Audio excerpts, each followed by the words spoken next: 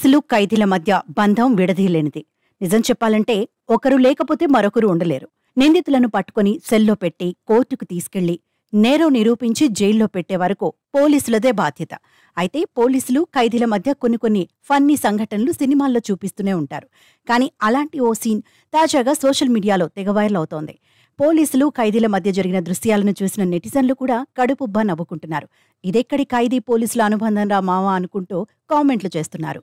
బీహార్లో బగల్పూర్ జిల్లాలో ఓ ఫన్నీ సంఘటన వెలుగులోకి వచ్చింది. బగల్పూర్ జిల్లాలో ఇటీవలే మద్యం తాగుతూ పట్టుబడ్డ కొందరిని పోలీసు వాహనంలో కోర్టుకు తరలించేందుకు వెళుతున్నారు. అయితే మార్గమధ్యంలోనే జీపులోని ఇంధనం అయిపోయింది.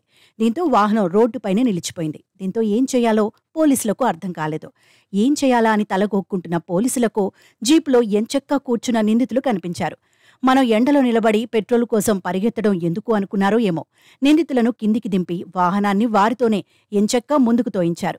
వారి చేతులకు తాళ్లు కూడా కట్టి ఉన్నాయి. అలా పోలీసు జీపును తోసుకుంటూ వెళ్తుండటంతో అక్కడున్న స్థానికులకు అనుమానం వచ్చింది. వారిలో కొందరికి విషయం అర్థం కావడంతో వెంటనే ఈ దృశ్యాల్ని వీడియో తీసి నెట్టింట షేర్ చేశారు. దీంతో ఈ ఘటన ఒక్కసారిగా వైరల్గా అయిపోయింది.